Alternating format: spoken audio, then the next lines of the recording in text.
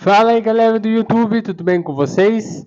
Hoje estou aqui na cidade de Monte Alegre do Sul, na Escola Estadual Professor Clodoveu Barbosa, ao lado do professor de Sociologia e Filosofia Bruno Nonato, né? De modo que eu gostaria de estar agradecendo imensamente por você estar cedendo essa entrevista para o meu canal no YouTube, além de que é uma honra e um grande prazer estar aqui ao seu lado. Muito obrigado. Bom dia a todo mundo, boa tarde, boa noite, né? Não sei que hora que eles verão. É um prazer estar aqui. O prazer é todo meu. E assim, Bruno, conta um pouquinho para a galera que acompanha o meu canal. Resumidamente, o que levou você a estar sendo professor de Sociologia e Filosofia? Olha, Douglas, o que me levou a ser professor de Sociologia e Filosofia, primeiro, é a percepção sobre alguns problemas do mundo que eu tinha e que me tocavam demais. Eu sempre tive muita vontade de saber por qual motivo isso ocorria. Então, a desigualdade, a violência, a pobreza sempre estiveram presentes na minha vida, né? Eu sempre observei esses fenômenos, tive a oportunidade de ver esse tipo de coisa de perto durante a minha infância e minha adolescência. Então, isso naturalmente me levou para esse caminho, né? Sem contar que a minha mãe, ela é professora também. Então, foi um caminho que naturalmente me levou até aqui. Você, tipo, teve uma motivação, né, para você estar aqui até onde você está, né? Sim, tive a motivação, acho que da minha família. Na minha família tem alguns professores, tenho dois tios que são professores, tem a minha mãe que é professora, então eu acabei me interessando, acabei descobrindo que eu tenho um pouco dessa facilidade de lidar com a galera, com os jovens, com os adolescentes principalmente. E isso é muito fundamental e importante, né? Porque é uma demonstração para que as pessoas vejam que a pessoa não se torna professor de um dia para a noite, né? É verdade, é uma construção, né? Construção degrau por degrau, né? É um processo. E assim, quais são as funções e as responsabilidades que um professor do ensino médio deve apresentar? Cara, as funções é sempre servir como alguém que, claro que você ensina as matérias que vão cair no vestibular, né? Essa é uma parte mais técnica, mas a gente tem que ter muito cuidado e tato para lidar com os alunos do ensino médio, né? Porque eles estão numa fase de transição na vida. E eu levo para mim que sempre tratar as pessoas com respeito, com cuidado, é uma maneira de você exercer a sua profissão de maneira efetiva, né? Um professor precisa ser uma pessoa que precisa ter paciência, precisa ter cuidado, precisa olhar para o aluno com um olhar de quem quer ajudar, né? Então, essa é uma característica, né? Uma responsabilidade que a gente tem que ter, né? Tem que ter muita paciência. Sim. E determinação também, né? Exatamente, porque passo os dias, às vezes é desanimador a profissão de professor. Tem algumas salas que às vezes são muito difíceis e aí tem que ser um pouco perseverante. E assim, o que um professor não deve fazer, Olha, na sua opinião? um professor não deve desrespeitar ninguém. Um professor deve ser uma pessoa que trate as pessoas com educação, de forma igual, com paciência. Eu acredito que seria fundamental para um professor, lidar com as pessoas com respeito, né? E a gente aqui, que é professor do ensino médio, a gente lida com adolescente, né? Os adolescentes, eles ainda estão numa fase que eles querem, às vezes, desafiar ou provocar, né? Então a gente não pode cair nessa provocação e tem que mostrar uma maturidade maior do que eles, né? Então não cair na pilha e, enfim, ser um companheiro, né? Eu tento ser um companheiro dos meus alunos também, além de professor, né? Ser um amigo, na medida do possível, né? Sim. Isso que os alunos passam a reconhecer mais, né, o seu trabalho. Acredito que sim. né? Porque não fica aquela coisa, que professor chato, né? Não gosto daquele professor por causa disso, daquilo. Sim. E assim, quais são os cuidados que um professor do ensino médio deve ter ao lidar com os alunos? Os cuidados, assim. Então, como eu estava dizendo, tem que tratar todo tipo de aluno com o maior respeito possível, né? Sim, Eu já tive situações de encontrar alunos que são muito ruins, gente que, eu não sei, mal educada até, e quando você trata ele de uma forma educada, você tem uma resposta. A pessoa também é educada com você, né? Então, para mim, né, eu estou falando sobre a minha pessoa, né? Então, a maneira que eu encontrei, né, para ter uma profissão saudável é dessa forma, tentar tratar as pessoas com o maior respeito possível, mesmo que isso não ocorra da parte deles, né? Porque é muito comum.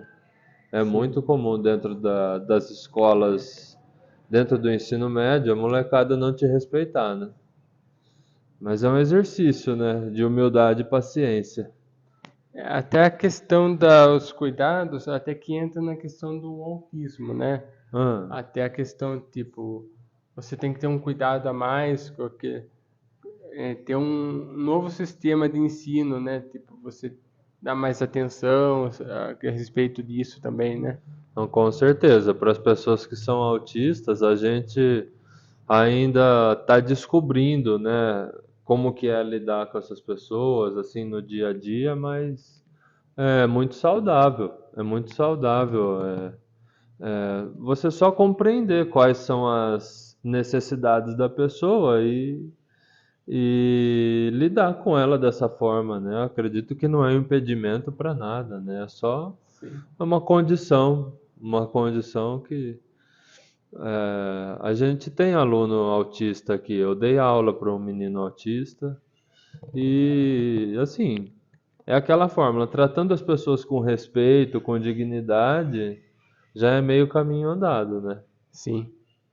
E assim, a sua profissão, ela é valorizada socialmente e financeiramente? Não, eu já fiz um teste com os meus alunos do terceiro colegial e já pedi para eles levantarem a mão quantos deles querem ser professor no futuro. E um só levantou a mão de cada sala. Isso mostra que a profissão de professor aqui no Brasil ela não tem muita credibilidade, não tem muito respeito. Enfim, tem um caminho longo a ser percorrido ainda para a valorização da educação aqui no estado de São Paulo, né? O pessoal não tem muita vontade não de trabalhar com isso.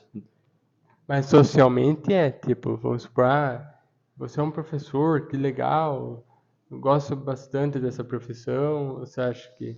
Sim, tem gente na rua que fala isso para mim, realmente. As pessoas mais velhas, até os alunos, quando encontram na rua, falam, ô professor, mas assim, financeiramente, não é uma profissão muito valorizada, se for ver.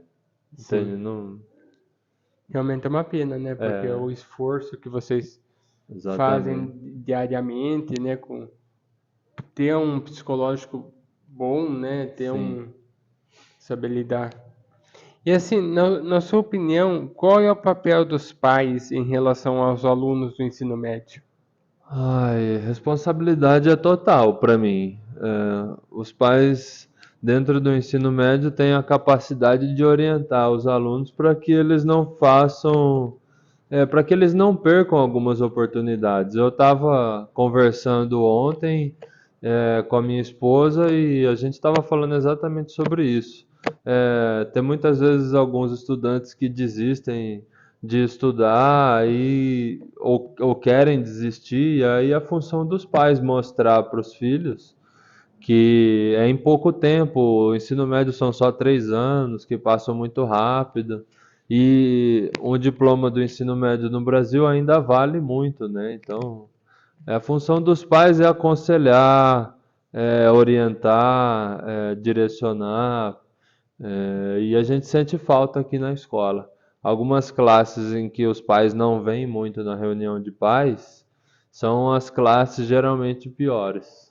as classes onde vêm muitos pais, geralmente são as classes que são melhores, né? Então, assim, eu até acho que deveria haver uma lei que torne, vamos dizer assim, obrigatória a presença dos responsáveis dos alunos dentro da escola nas reuniões de pais. Não é obrigatório ainda, mas acho que deveria ser, porque faz diferença. Eu também acho que deveria ter, porque, ó, como você disse, faz a diferença, porque os pais têm que estar a par, né, do que está acontecendo com os alunos, né, o andamento dele, como é que tá, Exatamente. né, Exatamente. porque se não vai chegar para o aluno, né, e ter uma conversa particular, assim como você teria com os pais, né. Exatamente, exatamente. E assim, você pretende estar exercendo a profissão de professor futuramente?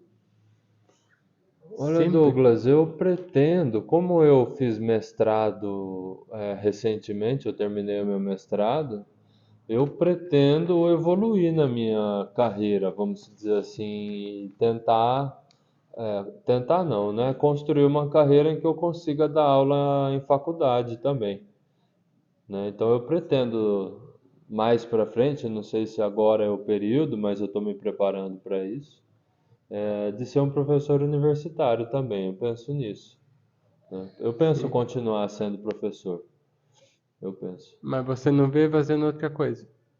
Não me vejo, sabia? Me vejo.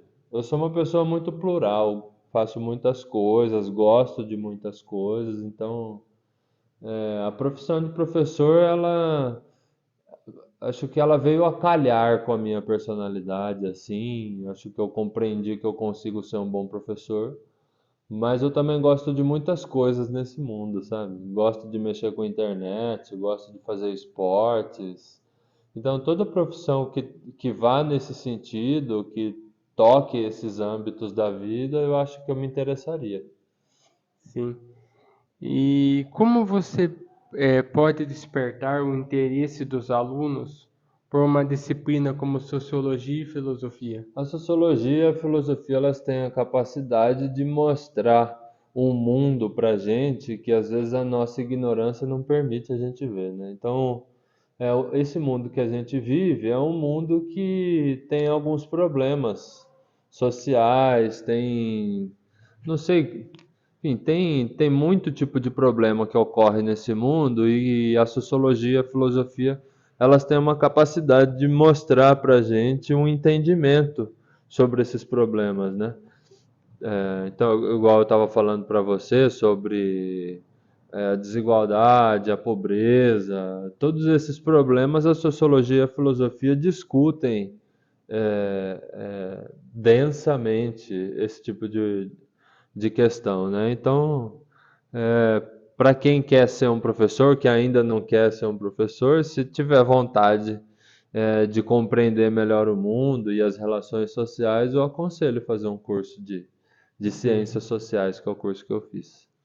E assim, vamos supor, em sala de aula, você para despertar esse interesse nos alunos, né?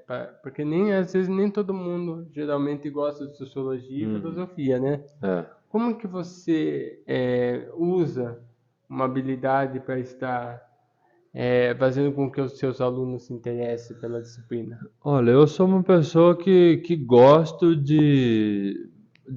gosto muito de música, né? Então a música me aproxima dos meus alunos. Então, quando eu entrei aqui nessa escola no começo desse ano, eu coloquei algumas músicas para eles ouvirem e perguntei algumas músicas que eles gostam de ouvir. E aí fui me inteirando, e aí eu sempre coloco dentro de sala de aula algumas músicas que falam sobre os problemas que eu vou tratar em sala de aula.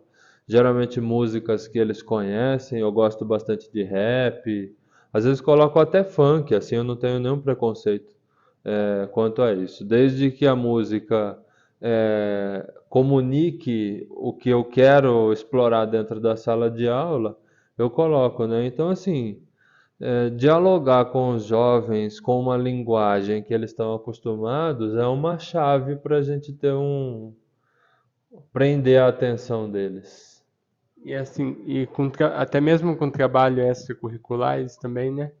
Exatamente. Os trabalhos que eu peço para eles fazerem, trabalhos bimestrais, geralmente eu tento usar uma linguagem que eles estão acostumados, né? Então, no último trabalho, que inclusive o seu irmão fez, eu dei uma dica para eles assim. Então, tinha um trabalho específico a ser feito que era sobre a questão do racismo no Brasil, né? E aí cada grupo ficou responsável por me apresentar o trabalho com uma linguagem diferente. Então, o seu irmão apresentou um documentário que eles produziram, teve gente que fez uma página no Instagram, teve gente que fez uma página no Twitter, teve gente que fez poesia, que fez panfleto. E aí eu dei a oportunidade para eles de escolher alguma linguagem que agradasse a eles, né? Eu não forcei nada. Então, isso acho que tem uma importância também, você dar às pessoas a oportunidade deles procurarem algo que interessa para eles, né? Para poder. Eu acho que isso faz parte também, é o aluno protagonista, né? Essa expressão está sendo muito utilizada aí. Porque eu acho assim, na minha opinião, eu acho que deveria ter esse algo diferencial, né? Porque só ficar nos livros, ficar Sim, lendo livro, ficar é, lá explicando as coisas assim, às vezes, fazendo algo tipo diferencial, acho que desperta mais atenção, é cria verdade. mais gosto, né, para que os alunos possam estar, né, até mesmo se evoluindo, né, e passam a entender a disciplina de uma outra maneira, né, Exatamente, passam a entender melhor a vida também, né? a vida Porque também. a sua própria vida, porque ele passa a descobrir interesses que ele tem, né? Sozinho, sem que o professor, vamos dizer assim, obrigue ele a falar em público ou fazer alguma coisa que ele não se identifica muito, né? Sim. E assim, como que você lida com um aluno que tem bastante dificuldade? Cara, precisa ter paciência, né? Acho que o segredo é paciência. Sim. As pessoas que têm bastante dificuldade, com certeza elas estão ali porque alguém colocou elas ali, vamos dizer assim, né? Então, eu tenho alunos que têm muito problema de português e matemática, não sabem o básico. O que que a gente faz? A gente exige menos daquele aluno, porque assim, se você pega um aluno que não sabe o básico da escrita, pra, porque precisa nas minhas matérias, né? Você precisa saber escrever e pensar. Se ele não sabe isso, então você tem que encontrar uma maneira de avaliá-lo, sem precisar usar, por exemplo, a escrita, porque ele foi, enfim, ele passou lá para o primeiro, para o segundo colegial nessa condição, né? Não foi eu que decidi colocá-lo ali. Então, tem muitos alunos que eu tento conversar e fazer que ele entenda o que eu estou falando, sem que ele precise conversar, né? Então, assim, resumindo, alunos que têm muitas dificuldades, você tem que se abrir para que esse aluno não se perca, porque tem muito aluno que tem dificuldade, que não entende absolutamente nada que você fala, não faz nenhum exercício e acaba ficando desanimado, né? Então tem que encontrar uma maneira dele fazer as coisas. Talvez exigir menos ou exigir coisas num nível mais baixo, que é o nível dele, para que ele se sinta produtivo, né? E não desanime da escola. Sim, até a questão também deve acabar sendo reprovado ainda, né? Porque eu sei como é ser reprovado de ano, né? Porque Ah, eu já é? fui, né? Reprovado No... de ano no quinto ano que eu fui reprovado. Ah, Então, justamente eu fiz essa pergunta porque geralmente o aluno às vezes tem bastante dificuldade, quase o ano inteiro. sim. Não entende quase nada da disciplina. Aham. E aí o que acontece? Acaba indo mal nas provas, Sim, né? Daí acaba repetindo de ano, infelizmente. é verdade. Tem uma responsabilidade aí, né? Então, o professor tem responsabilidade nisso, a escola, o aluno tem responsabilidade nisso, os pais do aluno têm responsabilidade nisso, né? Por isso que é importante que a escola esteja integrada com os pais para que os pais saibam do que está ocorrendo, qual que é o nível que o aluno está, né? E tentar encontrar estratégias para que isso não precise ser feito, né? Repetir um aluno de ano. Mas a realidade que a gente vê, que acho que não é o seu caso, né? Seus pais sempre vêm nas reuniões, né? Sim. Mas tem uma situação na escola, principalmente na escola pública, que os pais desses jovens, que às vezes têm um nível muito baixo, muitas vezes nem os pais vêm para a escola para poder saber da condição do filho, né? Então é uma condição um pouco complexa, assim. Sim. Aí que mora um problema, né? Exatamente. É o difícil de resolver. E assim, qual é o seu ponto de vista em relação ao assunto abordado, inclusive em sala de aula, sobre a desigualdade? Então, cara, o Brasil foi um país formado sobre a desigualdade, né? Então, desde o primeiro momento que os indígenas foram tratados aqui como seres humanos de segunda classe, aí começou a desigualdade no Brasil, né? Então, o tema da desigualdade é um tema que me toca muito. Eu, na minha dissertação de mestrado, estudei sobre isso. Eu fiz uma pesquisa sobre como a desigualdade econômica ela afeta nos estudos dos jovens que estão no ensino médio, né? Então, eu fiz uma pesquisa para poder entender se uma pessoa muito pobre mesmo, que está na escola, ela tem a vida dela atrapalhada pelas condições econômicas miseráveis que ela vive, né? E eu acabei descobrindo que pessoas muito pobres, ou seja, que são produtos da desigualdade, as pessoas muito pobres, elas começam a trabalhar, às vezes no sétimo ano, no oitavo ano, no nono ano, e não é um trabalho, sabe aquele trabalho edificante para você saber o valor do trabalho, para você se construir como pessoa, não é esse tipo de trabalho que a gente está falando, né? Então, uma pessoa super pobre já vai ter que dividir a escola com um trabalho de 8 horas, que às vezes é um trabalho precário e que vai dar muito pouco dinheiro para ela e que ela vai ter que dar todo esse dinheiro para casa. Ela vai ajudar dentro de casa, né? Então, assim, o tema da desigualdade dentro do Brasil, ele é um tema assim que ele tem que ser colocado em pauta. O Brasil, se eu não me engano, na lista dos países mais desiguais do mundo, o Brasil, se eu não me engano, está em sexto colocado. De 200 países que existem no mundo, o Brasil é o sexto mais desigual, ou seja, que tem maior concentração de riqueza. Sim. Então isso afeta muito, principalmente para gente para mim que sou professor, né? Esse tipo de situação, a desigualdade, ela afeta bastante. E você acha assim que qual é a solução que você acha, na sua opinião, que daria para resolver essa desigualdade? Nossa, cara, solução. Acho que não tem, Putz. né? Ai, cara, eu tenho algumas soluções que são polêmicas que eu prefiro não falar aqui, mas eu acredito que se a gente acabar com a alta concentração de riqueza muito exagerada e a gente arrumar uma maneira de distribuir esse dinheiro entre as pessoas que precisam mais, eu tô falando em trabalho, em qualificação profissional, em investir nas pessoas no Brasil, de fato, investir em moradia digna, investir em saúde, investir em trabalho para a população, a gente acaba com isso, né? Mas é difícil, mas eu gostaria de ver isso acontecer.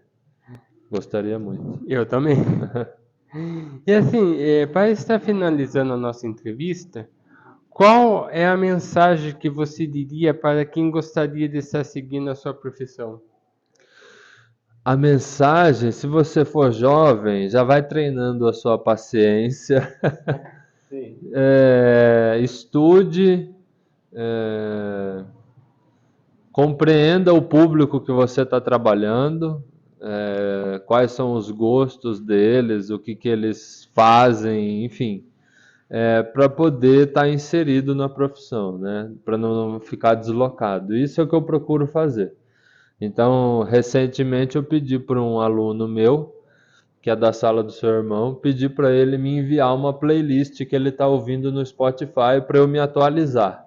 Então, esse tipo de relação com os alunos, para mim, é essencial, porque a gente cria uma ponte entre a gente, né?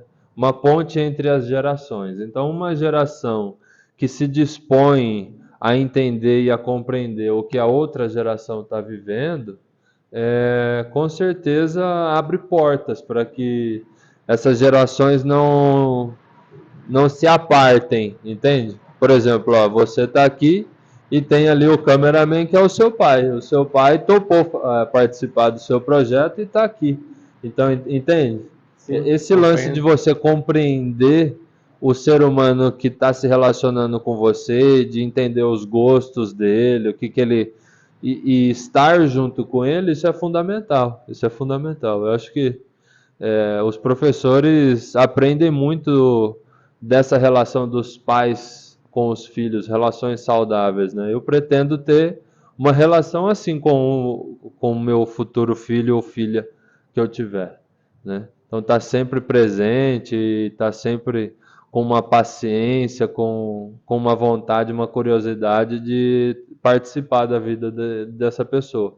O professor é bastante assim. sim. Ele é um pai no segundo tempo do jogo, vamos dizer assim. Acaba exercendo essa função também. Faço de suas palavras as minhas, porque eu realmente já tive diversos professores que batalhavam também e estão aí firme e forte na carreira de professor. Legal. Bom, pessoal, eu gostaria. Não esqueçam de estar deixando o seu like, né? Verdade. Ative o sininho no inscrever-se quem ainda não é inscrito e compartilhem nas redes sociais. O meu muito obrigado a todos e até o próximo vídeo. Aê, obrigado, valeu.